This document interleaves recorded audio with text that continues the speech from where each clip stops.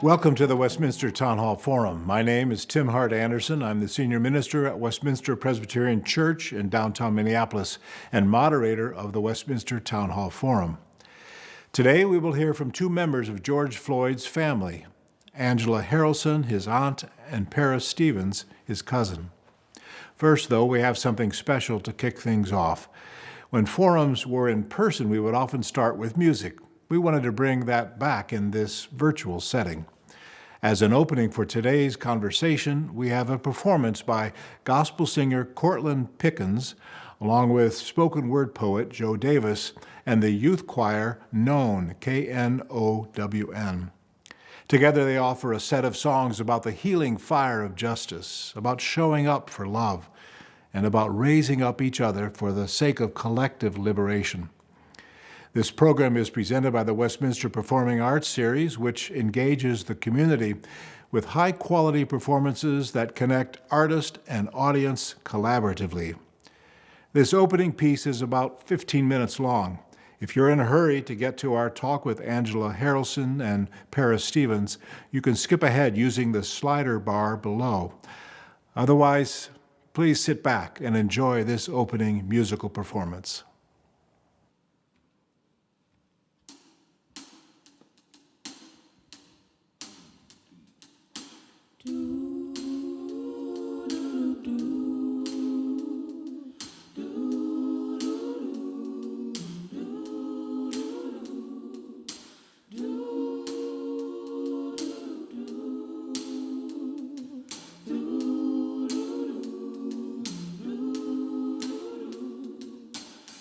We must raise awareness, as well as raise funds, so mothers and fathers can raise families, raise daughters, and raise sons. And we stop the racist police from raising their guns. Dreams occur, now dreams defer, no more raisins in the sun. Let me see you raise your fist if you raise your consciousness to make this change come. I'm talking about a love so strong that even the dead will raise up. I said love so strong, even the dead will raise up. Ready for peace or ready for war? We crown the king of dreams with a head full of thorns. A legend is born, his words are like bread to the poor. So loud, each line is like breath to a corpse, reversing effects of post-mortem rigor mortis. Each verse a metaphor of metamorphosis, different motive and intent. No Forbes list, celebrity endorsement. We're working towards a world in which ghettos don't exist. Everyone is rich when our soul glows from the goal within. Been writing since I could hold a pen. No book was my closest friend. Wrote poems and hopes, hopelessness and war would end. I was so young, mind wide open then. Thought all through rose-colored lens until broken. But looking at eyes gives me hope again. Dreams might be born again, so let me hear your voice where the chorus comes in. We say, raise up my eyes. It's time to raise up, y'all. Yeah. Up to the hills. Up to the hills, yeah. It's time to wake up, y'all. Yeah.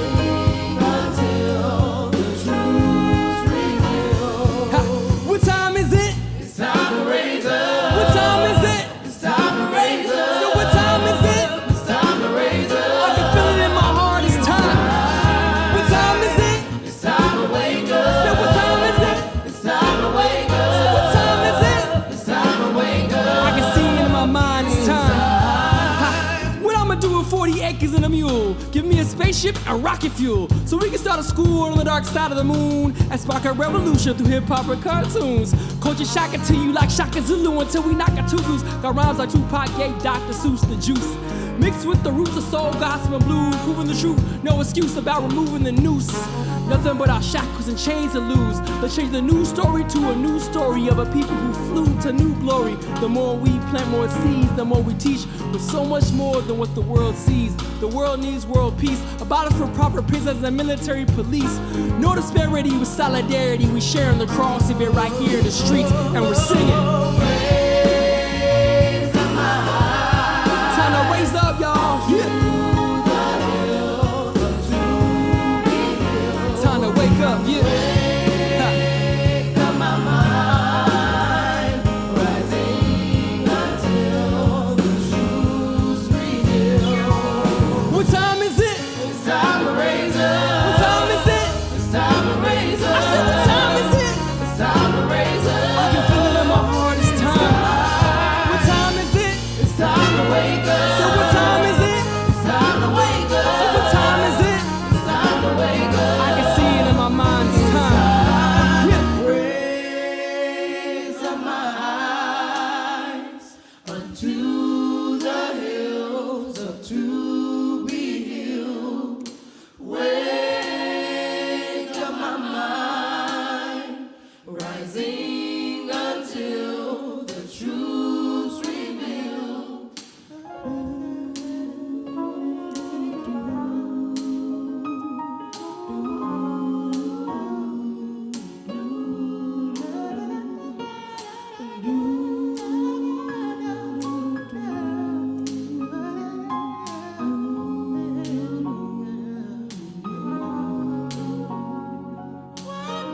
Some raise their hands for the questions. Some raise their hands for the answers. Who raises concern for the mother whose child was killed while raising their hands up? Who raises the taxes without raising their wages?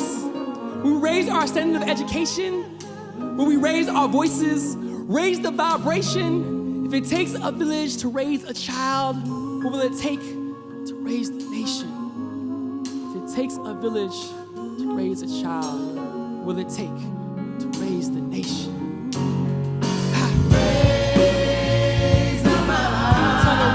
Y'all, it's time to raise up. Up to the hills, yeah. Up to the hill, come on. It's time to wake up, y'all. It's time to wake up. Yeah.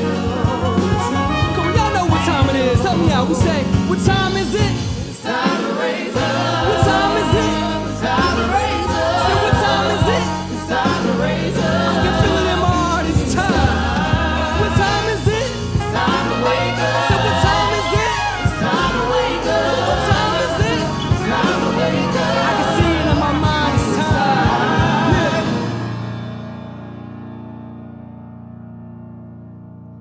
Woo!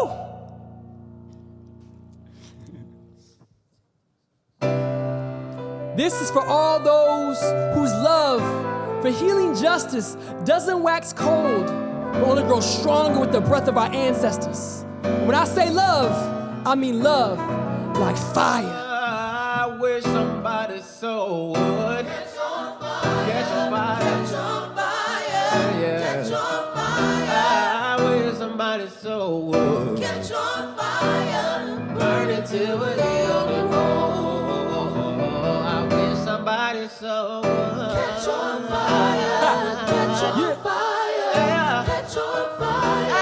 I wish somebody so would catch on fire, burn it till we're healed and whole. Look like fire. Some run from it, some run to it. How you just now feeling that fire when we already done been through it?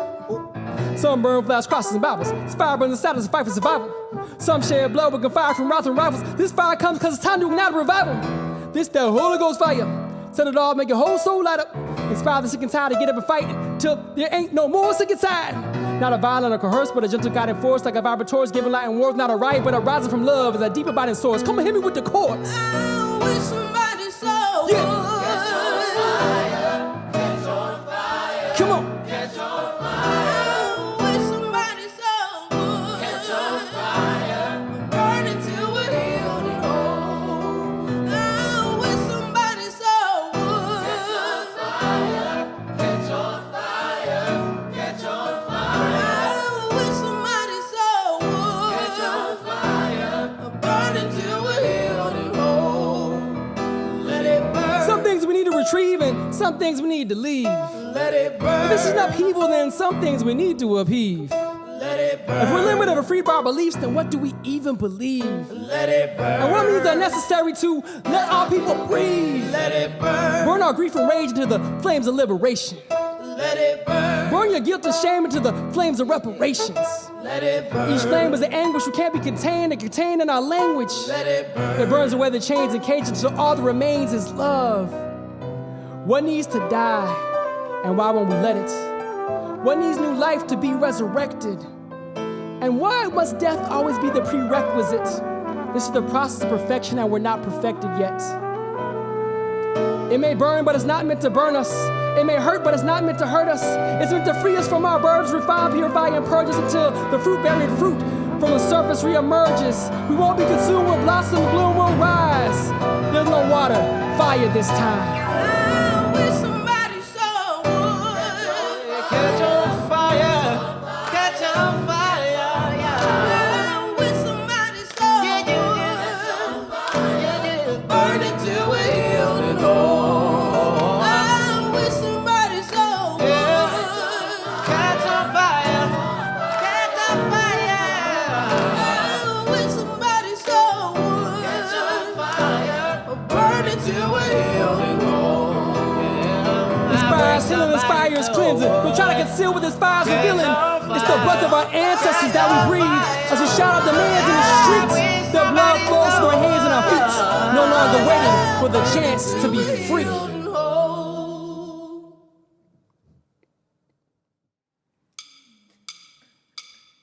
Good Lord, won't you fill me up? I can't pour from an empty cup. Show up, overflowing cause I'm filled with love. No matter how I feel, I'm still enough. Sing it with me, good Lord. Won't you fill me up? I can't pour from an empty cup. Ha, show up. Overflowing cause I'm filled with love. No matter how I feel, I'm still Say it again, y'all.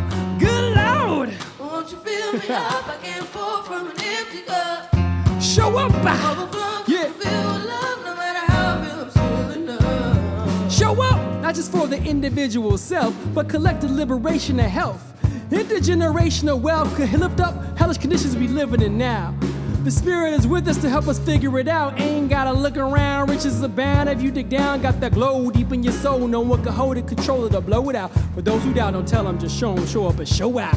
Good Lord! Won't you fill me up? I can't pour from an empty cup. Ha! Show up! Overflowing cause I'm filled with love. No matter how I feel, I'm still enough. I said, good Lord! Won't you fill me up? I can't pour from an empty cup. Ha! Show up! Overflowing cause I'm filled with love. No matter how I feel. Why we showing up, y'all? Let them know. Yeah. Ha. Why do you show up, y'all? Ha. You gotta feel it. Show up for what matters most. Yeah. Hey, Brother Omar, need y'all to talk to him.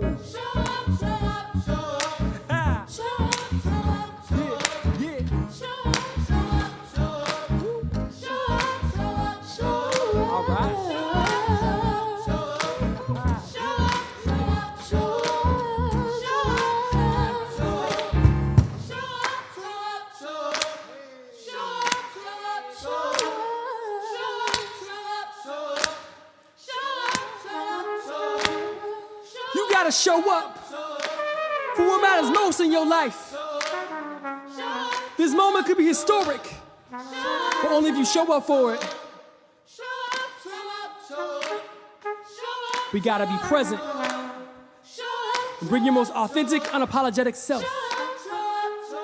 Yeah, you gotta show up, y'all.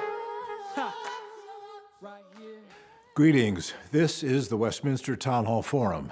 My name is Tim Hart Anderson. I'm the senior minister at Westminster Presbyterian Church in Minneapolis and the moderator of the forum. For more than 40 years, the Town Hall Forum has invited speakers of conscience to address issues of the day from an ethical perspective. That is thanks to the generosity of our supporters. Donations from individuals make up 85% of the forum's budget. If you are able, we would ask you to consider supporting the forum, which you can do on our website, westminsterforum.org. Today's program is part of a special series called The Arc Toward Justice, taking stock 1 year after George Floyd's death. This month, we are presenting 4 talks by national voices on racial justice. We're asking each speaker to reflect on where we are 1 year since George Floyd's murder and where they believe we need to go. We would like to thank the Minneapolis Foundation for being our presenting sponsor for this series. Our thanks as well to the Polad Family Foundation for co-sponsoring production of these programs. We also have several media partners supporting this series. Thanks, as always, to Minnesota Public Radio for broadcasting, recording all of our forum programs. Thanks to our longtime media sponsor, MinnPost, a source for nonpartisan news coverage of Minnesota and beyond. Find more at minnpost.com. And we would like to welcome a new media sponsor of the forum, Sahan Journal. Sahan, S-A-H-A-N, Sahan Journal provides news coverage that illuminates issues affecting Minnesota immigrants, communities of color, and redefining what it means to be a Minnesotan. Learn more and see their coverage at sahanjournal.com. Today's forum will be guest moderated by Shonda Smith Baker, Chief Impact Officer and Senior Vice President at the Minneapolis Foundation. On behalf of the Westminster Town Hall Forum, thank you for joining us today.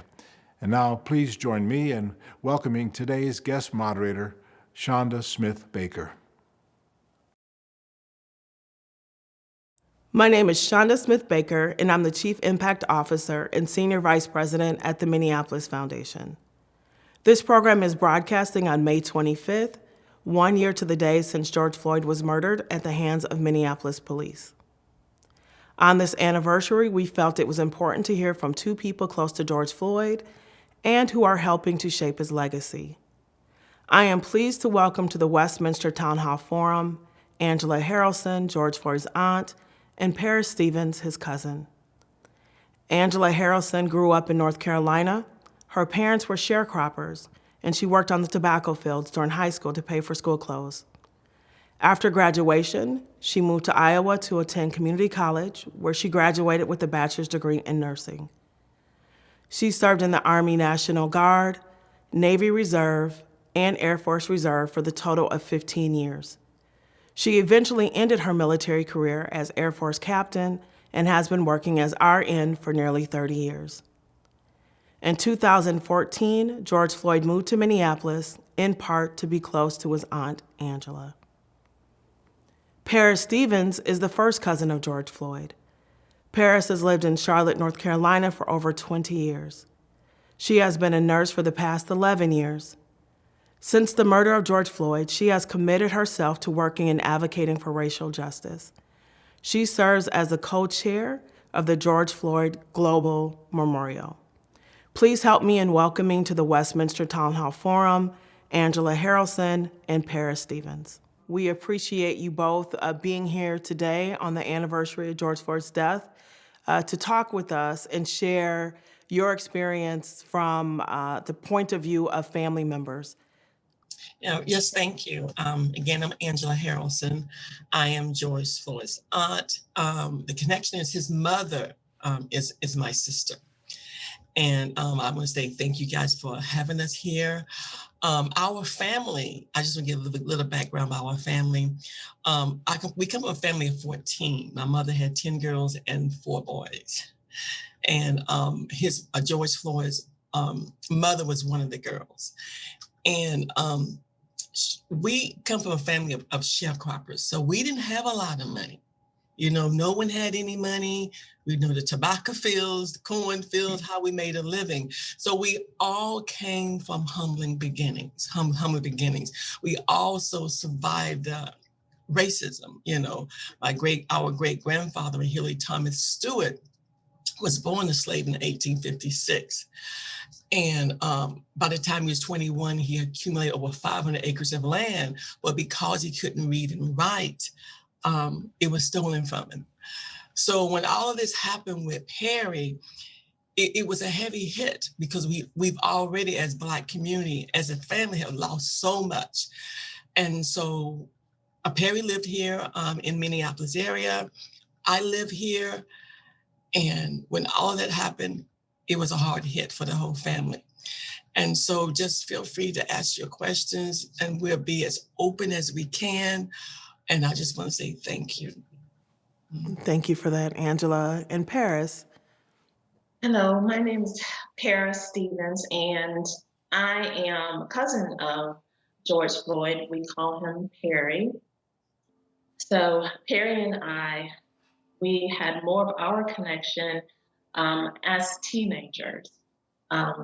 We would have family gatherings during the holidays, and that's most of the time when we shared our moments together, which were very happy moments, and we talked a lot about sports with our connection.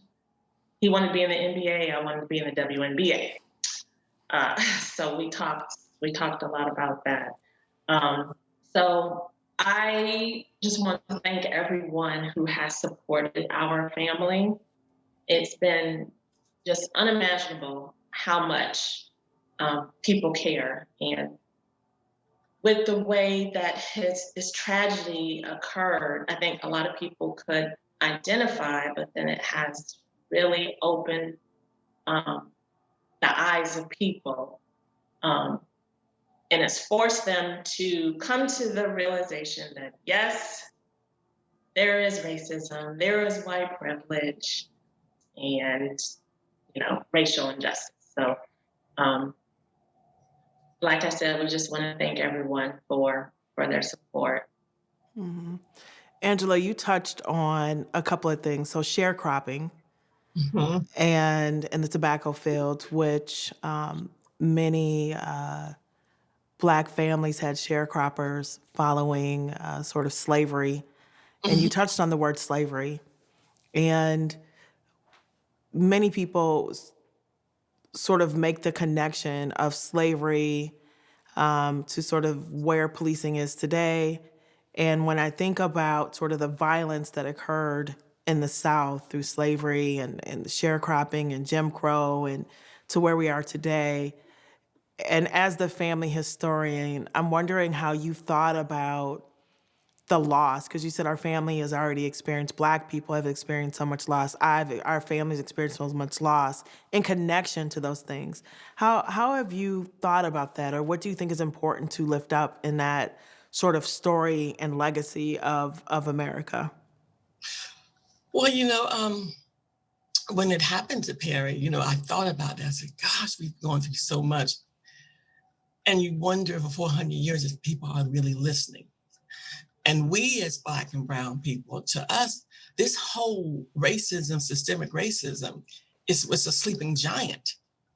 It truly is, because we have been negotiating inequality for 400 years. And even though we've been negotiating, what I mean, we had to negotiate to vote. We even had to negotiate to ride the bus, because we had negotiated to even be educated, because it was illegal for Black and brown people to be educated in America. All those things had to be negotiated. And so going through that process, we've never had acknowledgement. It was like slavery existed, it's abolished, get over it. That was the common attitude that we were received here as Black and brown people. So when Perry's death happened, one thing that I want to say, the acknowledgement was finally here. The awareness was here. Now, the word systemic racism is used so commonly. And it took that death, his death, because it was so inhumane that it literally woke up the sleeping giant. Now, it was a reawakening, I think, for white America, because they've heard our cry before, but our cry wasn't loud enough until they saw that awful death that took place in Minneapolis. So I look at all of that and I see the pain that as Black and brown people we went through. And the struggle is real. The struggle is real. But now I see hope more real to me. It's like now we have something, even though it was so grim and so dark, hope is more real to us because people are listening to us. There's no more denial about the process of inequality. So many things are happening to help our race to be recognized and to have equality programs about injustice. And that is what I'm looking forward to. Mm-hmm. It's really interesting when I hear you talk about George Perry Floyd, and you talk about sort of what happened to him and us interchangeably in terms of us as a community and him as a family member. And Paris, I'm curious if you feel the same way, that it was pivotal in terms of the legacy. And you never know why people are put on earth.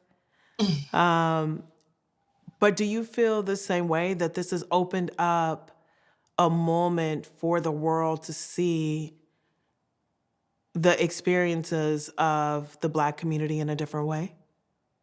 I do. I definitely do. And like you said, people aren't put on earth for a specific reason. And this tragedy that happened, it changed the world.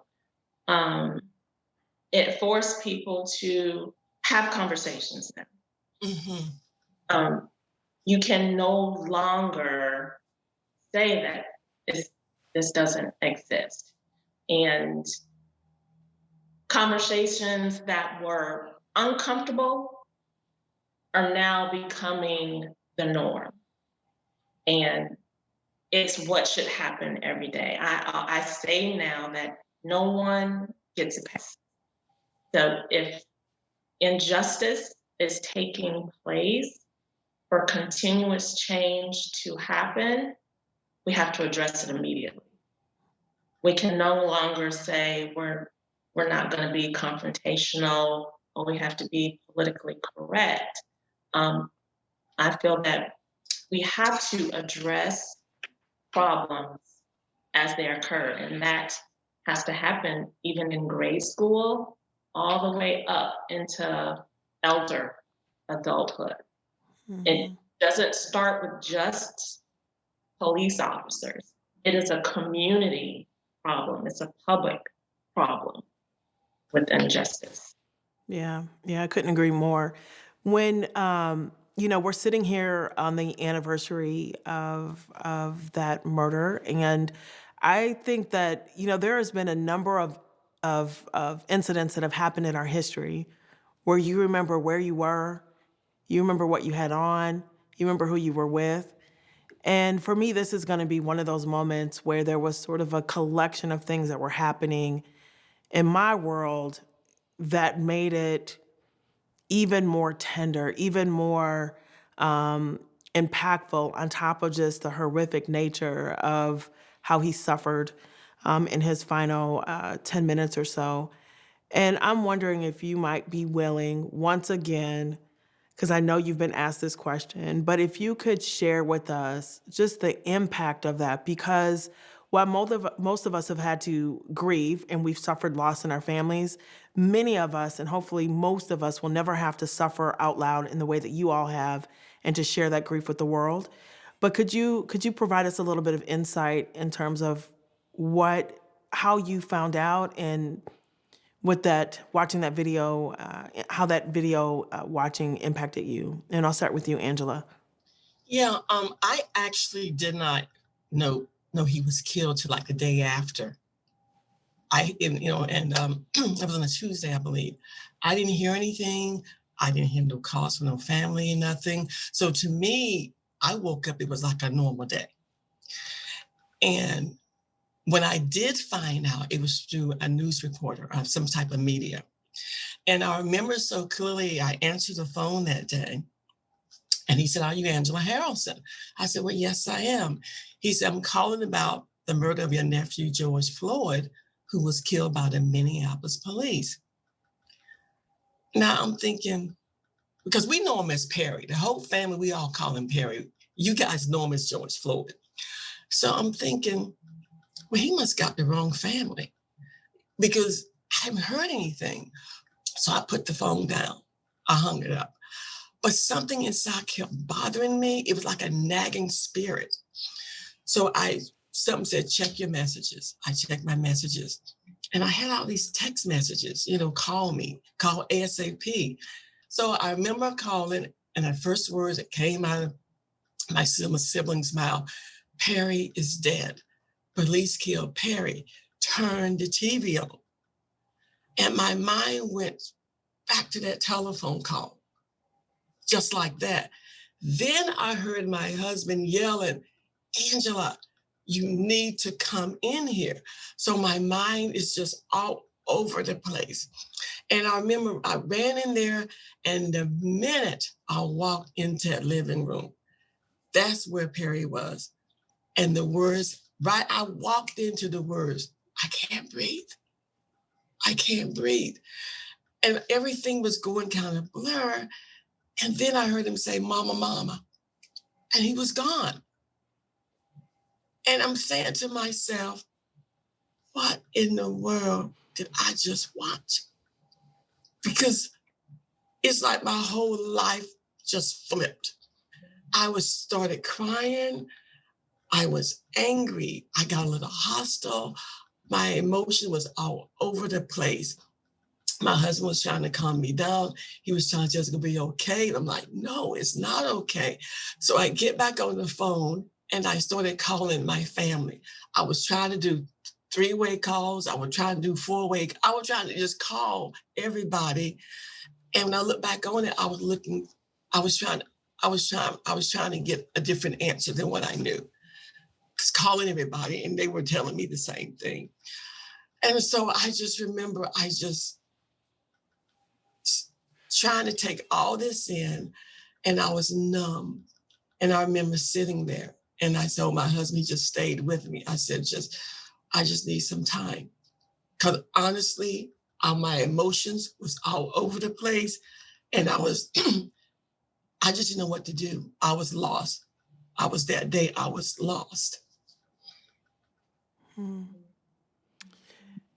Paris, how about for you? So I clicked on the video to watch it, and I was like, no, that's not him. That can't be him. This isn't happening. And so I laid there for a while, and then I clicked back on the video again, and I was like, is this really him? And I was watching the officer, and I was like, he's just gonna kneel on him for all this time and not come to a realization that this is wrong? And then you can hear the voices, hear him saying, I can't breathe. And I'm like, you're still not gonna move as an officer who's supposed to protect us. And so my mom came in and she was like, have you heard? Have you seen? I was like, is this really him?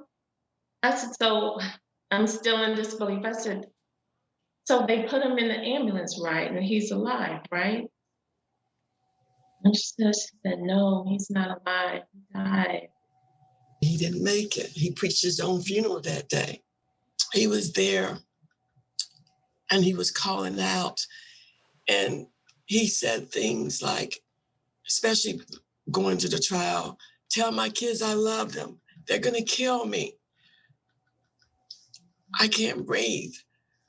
And he wanted his family to know that he loved them. So it was also what he went through. That's why I say that. And he fought. I tell people he fought for 9 minutes and 29 seconds. He was fighting to live. And when he was asking Mr. Chauvin, and when he was telling him, I can't breathe, all he was trying to do was ask for help. That's all he was trying to do. And he was what I saw being mocked. And I tell people, when you ask someone for help, you're not looking at that person as a monster. You don't ask a monster for help. You're looking at that person momentarily or whatever as a human being. Help me, I'm in trouble. And like Mr. Chauvin, the problem was that he didn't have a big enough heart to look at our nephew as a human being. Mm-hmm.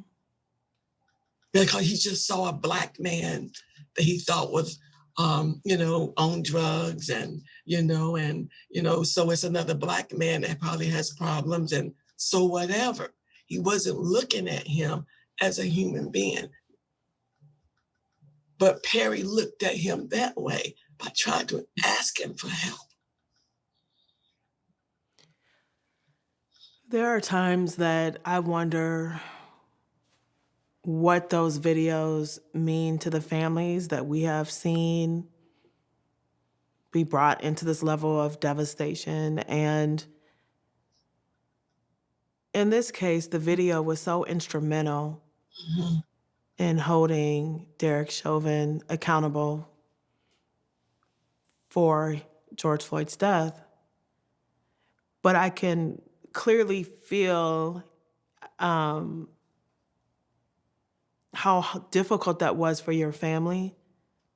But are you grateful that the video was taken? Yeah, I am.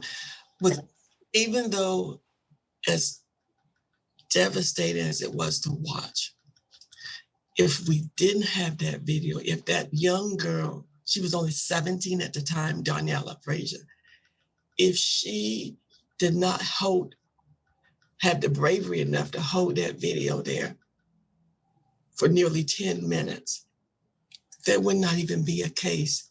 It would be another Black man that died in the hands of police, and nobody would know why. We'll be forced to take the word of the police. Paris, are you convinced that it wouldn't have gone anywhere without that video?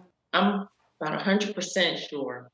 History shows itself that if we don't have something viable in front of us, that they're not going to be held accountable. There's so many cases right now. There's not enough evidence. And they won't even charge them. Not unless have a trial. You can see in many cases where you do have a video and they don't get tried. Mm-hmm. So for colored people to have accountability, we have to have evidence, 100% evidence, videos, body cameras. There can be nothing left for interpretation. After he was killed, the police officers that report, they did come up with something. But what they reported was a Black man was arrested and he died of medical causes. So they tried to cover it up. But when the video came, they had to pull that story. And right now, because of that, there's an investigation going on in the Minneapolis Police Department. Before we go to the investigation, I was struck by the fact that you called Derek Chauvin Mr. Chauvin. And then you talked about George looking at him and seeing his humanity, but not being reciprocated. Have you forgiven him? It's a work in progress because I don't want to be held as a prisoner, having hatred and angry and hostile and to be in that dark place. You know, we've already given him too much recognition as it is today. You know, I know that forgiveness does not exonerate anyone from their crime. You know, just because you forgive a person doesn't mean that you don't think they should be held accountable. It's about the process for me healing myself through the process. And so I can build up strength to be able to go on to continue this fight for others.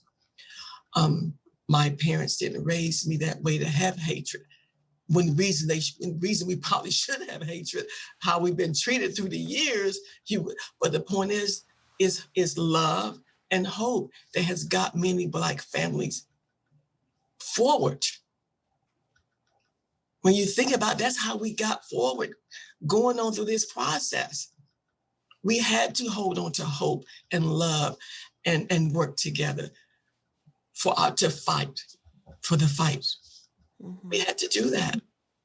Yeah. Paris, do you have forgiveness in your heart, or where are you at on that continuum?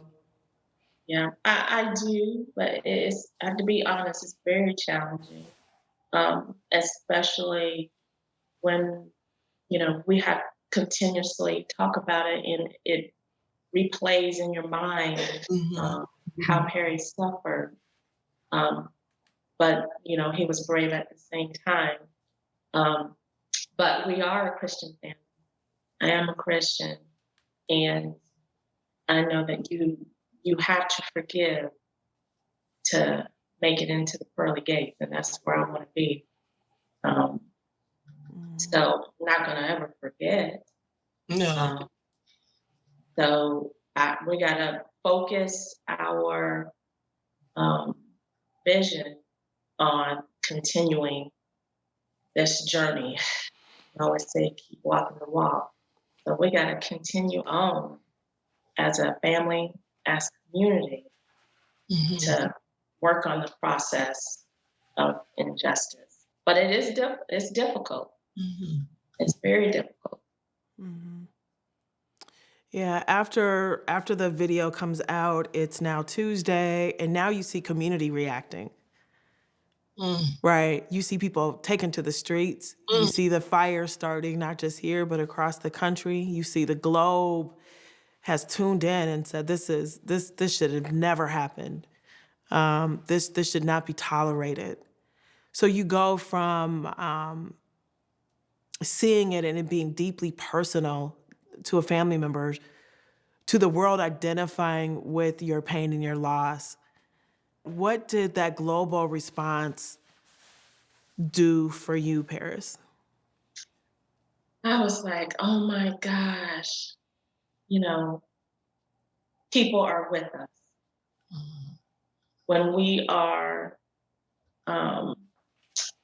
down and trying to hold it together, we have people that are out there protesting, fighting for us. That was an amazing thing. To know that people across the world would protest and come together. And I always say that as long as you have a heartbeat, you can change. And I think some hearts changed.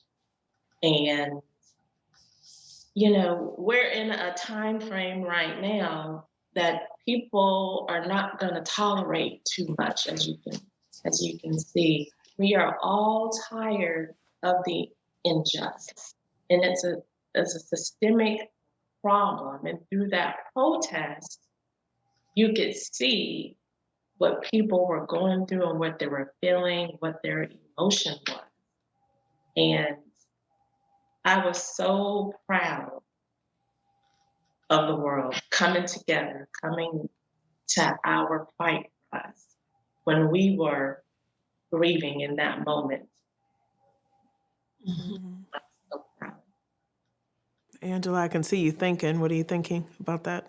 Yeah, I mean, living here in Minneapolis, where it all went down, I reached a point where I kind of shut down. Then my phone was ringing. Angela, they're burning down the police station. Angela, are you okay? People wanted to know what was happening to me. They were trying to find, where's George Floyd on it? I know he has an aunt here. The media was trying to answer me. So I had all this stuff going on. And then I remember getting this call from Bethlehem. I'm like, Bethlehem? FaceTime us. I'm like, really? We're doing a protest for your nephew. And then I remember getting other messages from somebody in Germany, Switzerland, Bulgaria. And I'm like, oh my God, what happened? Then I realized this is huge. This is much bigger than I could even imagine. Because with Minneapolis, even though people hear about the rioting, they hear about the protesting, but one thing they don't know, in that Minneapolis community on 38th Street in Chicago, they were trying to keep that place sacred where Perry was killed. So they had people in the community barricade each intersection off, because even though there was burning and protesting, when that community came together and they said, we got to keep that area safe. We won't let that area burn down. And so I got to give it to that community. They were strong and they held it up when I couldn't, when I was too broken. And they lifted me up and they protected that site. With all this chaos that was going on, the Minneapolis community stepped up in the midst of it all and kept that place sacred. it's a year later. And so in reflection, what has the last year been like for you? You know, I must say that it gave me a purpose. Hmm. I didn't realize what my purpose was at the time. I didn't even realize I had a purpose. I was just so broken up. But I always went back to that image and to hear Perry's voice when he would say, I can't breathe in that environment. And it took a lot of strength to say, I can't breathe. Honestly, it takes courage to fight for 9 minutes and 29 seconds, especially when you're in pain, when you're in a place of darkness, when you're scared, when you're terrorized, when you have fear. And that takes strength to do it because you don't have much left.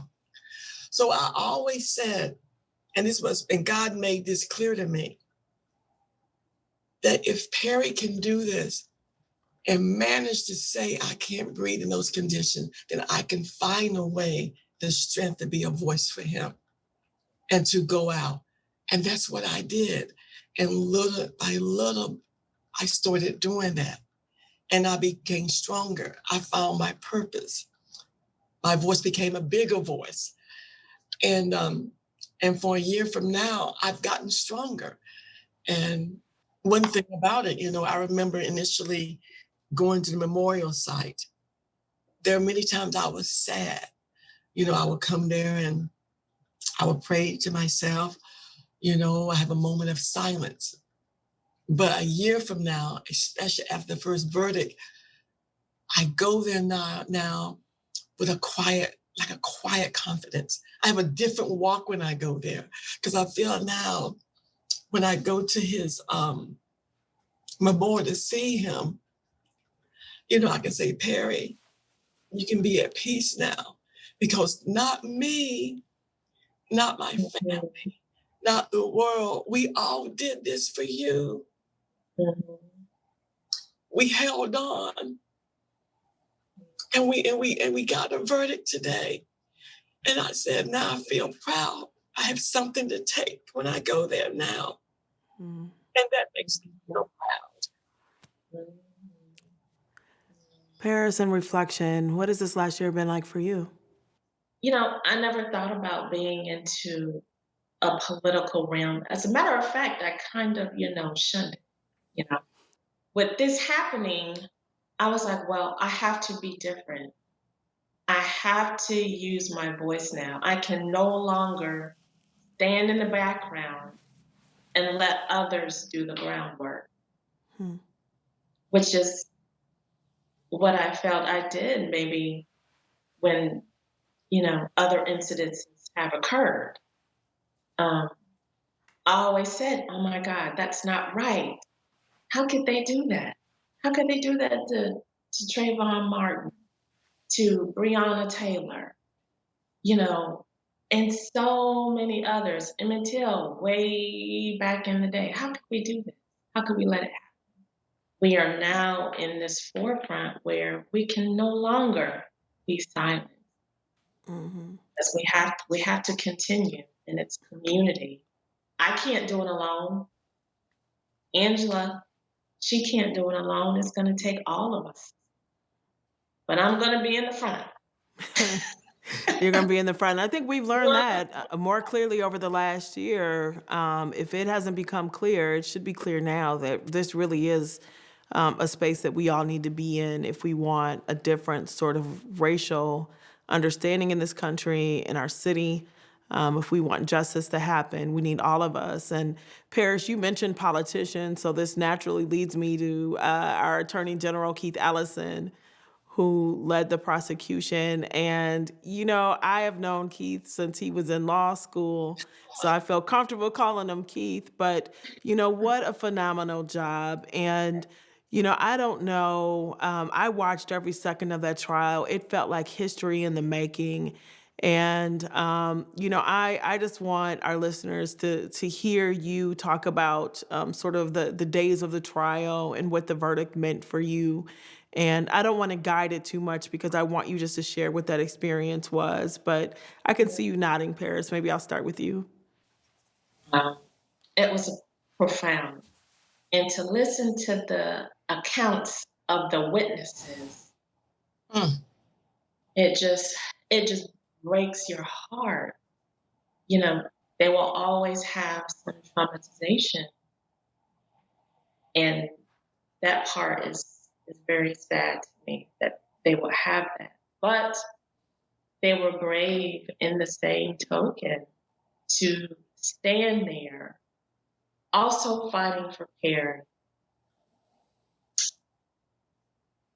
and being courageous. And then with the verdict, it was a relief.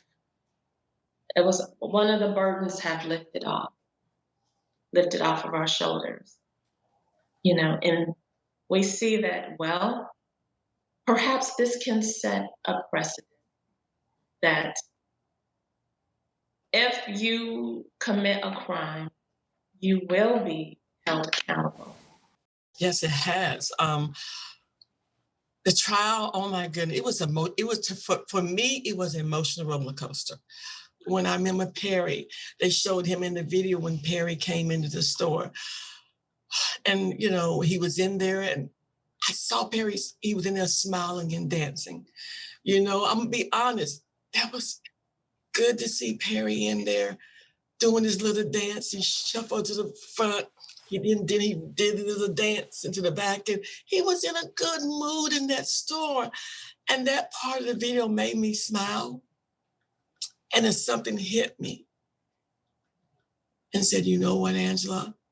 That's going to be the last dance that Perry's going to do, and he don't even know it. I'm like, oh my God. And that clerk that was in there, the guilt that he has, that he said if he knew that this was going to happen, he would have never said anything about the $20 bill. So there he is carrying that guilt. The witnesses, they were really, really brave, like my niece said. One of the things that I can say that really, really impressed me was the police officers' testimonies. I know the police officers have a code. They don't really tell on one another. Mm. And to see them testifying and saying this is wrong, even the chief of police testified, their training expert testified on the prosecution side, that was historic. That usually just don't happen. What I saw, people stepped up. They stepped up, and it just made me feel proud. And they didn't hold back. They did what was right. And you know, America needed this verdict to be guilty. 400 years of this going back and forth, so many wrongs have been done. America needed to make this right. And they did it with that verdict. Did it feel like justice? Because we've had this, you know, was it justice? Was it accountability? Was it both? Did it feel like justice for your family? You know, everyone knows accountability. People are going back and forth with justice, about the justice thing, because Perry is not here. Well, we know Perry is never coming back. But to me, it felt like justice, because so much what we have been going through to get this far. You know, people sing that song, "The Change is Gonna Come" by Sam Cooke. Change is here because of the death. And sure, we have a ways to go, but this was a historic moment. I felt so much relief. And I felt like that verdict gave us the validation that we've all have been looking for and been complaining about, that systemic racism is real. Mm-hmm. Angela, you shared earlier that throughout the year you got to learn a little bit more about your nephew. Mm-hmm. And while most of us got to know him in his final moments and through his death, you all knew him in his life. Mm-hmm. And I'm wondering if you could share just a little story with us, because he has captivated us beyond those almost 10 moments. And we know that he wanted to be an NBA player, Paris, and you wanted to be in the WNBA. Could you all just give us something about who he was, a little story or something, so that we can know him and see him beyond those moments? I remember him to the house, running around with no shoes on outside, just old pants on outside. He was very free spirit, but he was an adaptable kid because, like I said earlier, we came from humble beginnings. We had a well where we pumped water. We had an outhouse. And so when my sister Sissy would bring the kids over, she had back then it was Jaja, his two sisters, Jaja and Tanya, and Perry. And Perry, he was really adaptable. I mean, he would stand on that little, I don't know what they call it back then, little stump, and he would try to take his little hands and try to pump the water. It would help him pump the water, And when he had to go use the outhouse, he just did it. It's like it was normal. So he really was adaptable to a lot of stuff. So that was some of the moments that we had. But some of the other moments is to have when Perry first met his father, he was in his teenager, because remember, my sister was raising her kids from a single parent. And Perry hadn't seen his father in years. And I remember it was me, it was Perry, it was my mother, his grandmother, and I think there was a couple more people in that car. And I remember someone knocking on their car on the window. And I looked up, it was Perry's father, Perry Sr. Perry hadn't seen him in God knows. And he got quiet. And he said, "Hi, I'm your dad." And the car was so quiet. And I remember Perry saying hi, but I don't know whether he just froze. And, Perry Sr. said a few words and he was gone. And I tell that moment because I think that might have been a pivotal moment for him, because he never really talked about it. And that was one conversation that I regret not having to talk to him about it in Minnesota, how he really felt about that day. Because even though I was an aunt that was here, I couldn't teach him how to be a man. And I felt like that was something that he really, really needed in his young adult life and throughout his life. Because, Perry wasn't perfect. We talked about his prison time. We talked about his incarceration. And I remember Perry telling me, I regret my decisions, but I'm going to try to be a better man for my kids and for my mom. And that meant something to him, because he did have his challenges with sobriety. He did have his struggle with it. And what people don't realize, he was very spiritual. Perry was very spiritual. He read that Bible all the times. His favorite scriptures were in Proverbs. He was talking about even having a church one day. And Perry loved to go boating. I didn't. I didn't know he even liked boating. He's about 6'8". I'm like, really? It's all these things I'm learning. And so, I think because of his humble beginnings, when you hear people say he was a gentle giant, it all came from the fact of his humble beginnings. Growing up and being around, outhouses and things and pumping water and seeing his mother work as a single mother, trying to raise him, and being the eldest son, trying to do the best that he can for his mom. And that's where they came from, because he was a mama's boy. Mm-hmm. Oh, I can tell that in those photos I've seen. He seemed like he sat underneath his mom. Yeah. Paris, what memory do you have to share?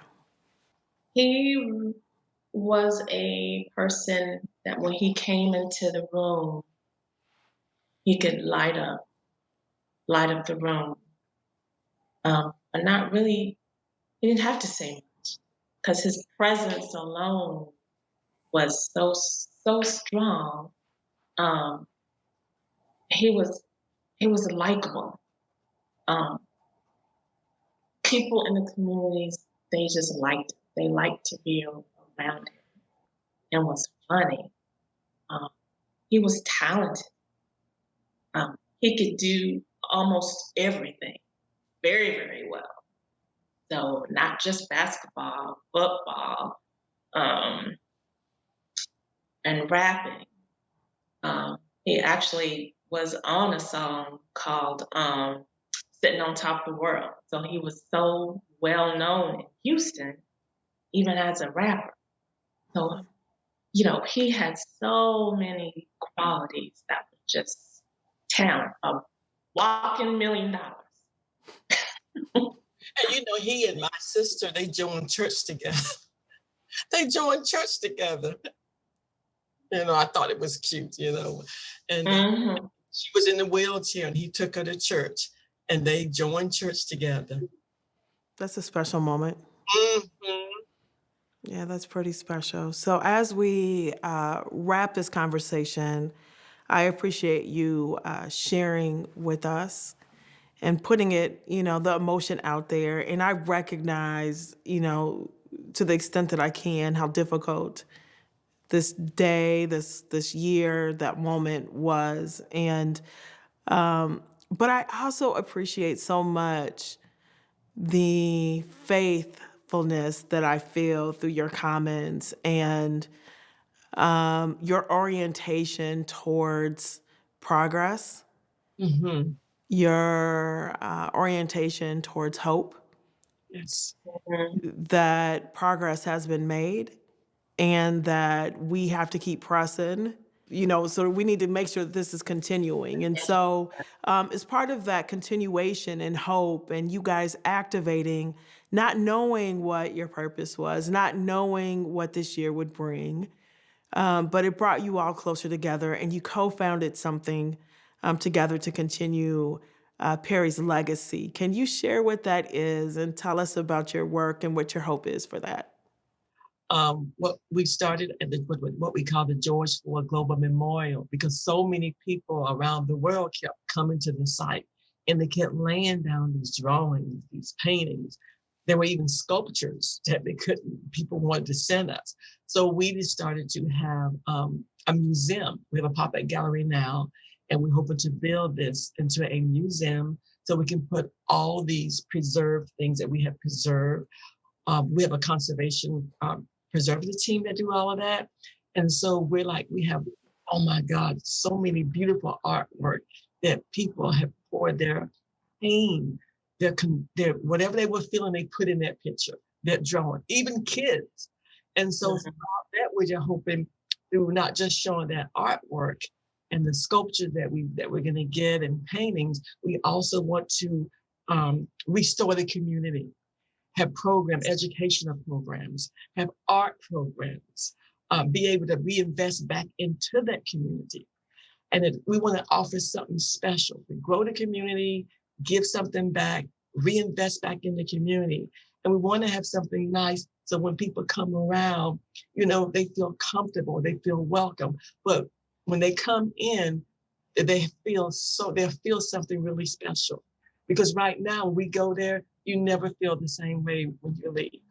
And so we want others to continue to have this experience. They can take that back and we be able to continue that legacy throughout the world.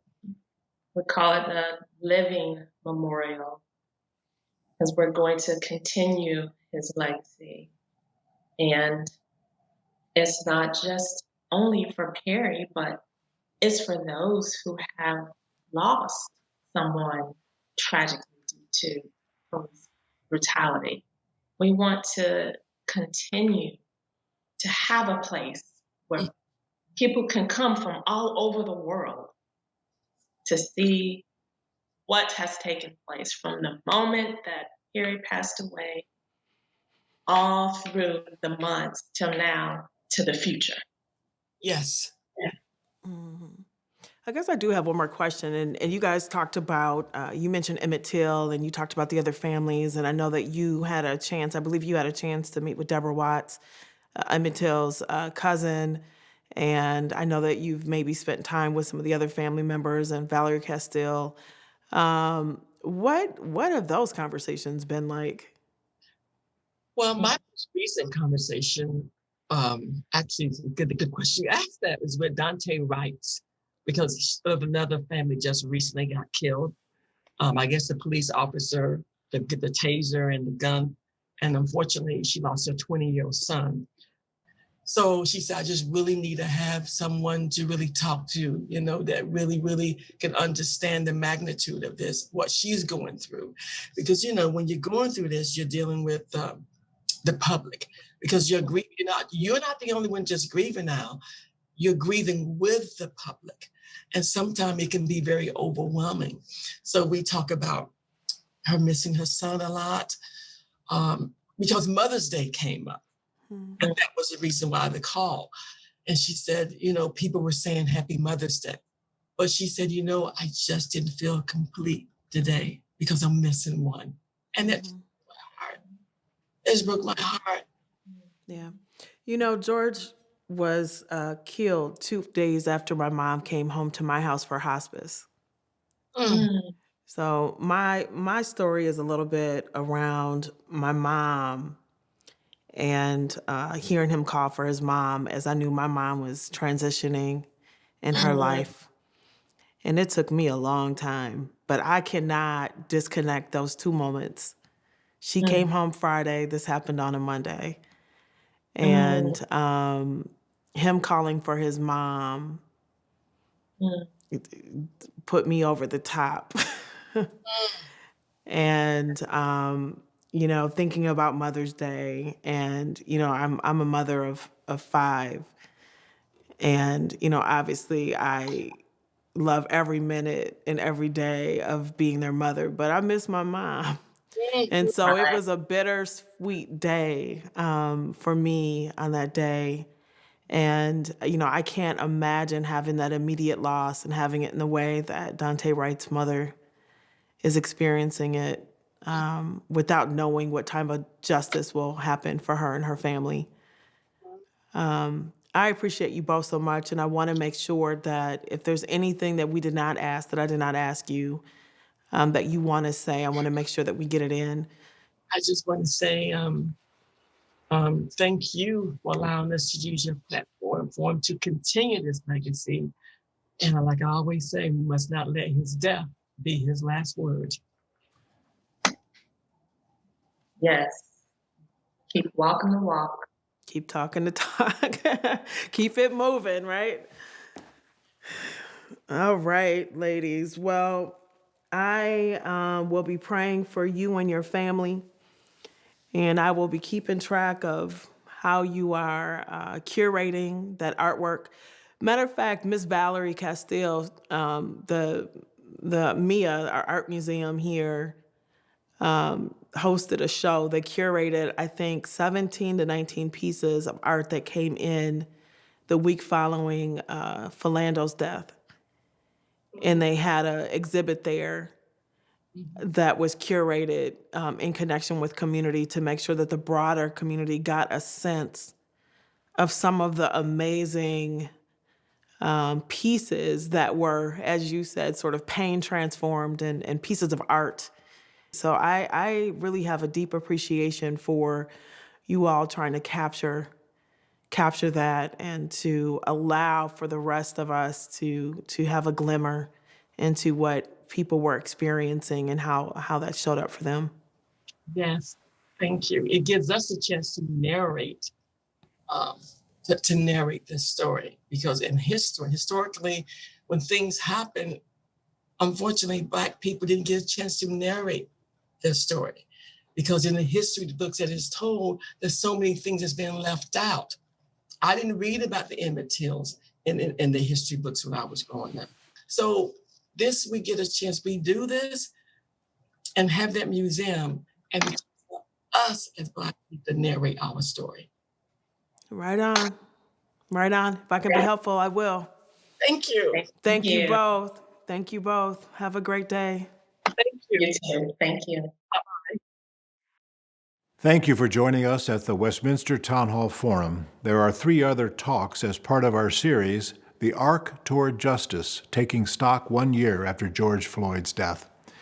We invite you to go back to watch or listen to our program with Jelani Cobb, a writer for The New Yorker, on our website, as well as my conversation with the Reverend Dr. Otis Moss III of Trinity United Church of Christ in Chicago, and our forum with Deborah Archer, National President of the American Civil Liberties Union. Find each of these programs on our website, westminsterforum.org. Once again, we'd like to thank our presenting sponsor for this series, the Minneapolis Foundation. Thanks as well to the Polad Family Foundation for supporting production of these talks. And thanks to our media partners, Minnesota Public Radio, for recording and broadcasting these talks, as well as MinnPost and Sahan Journal. Thank you, and please join us again at the Westminster Town Hall Forum.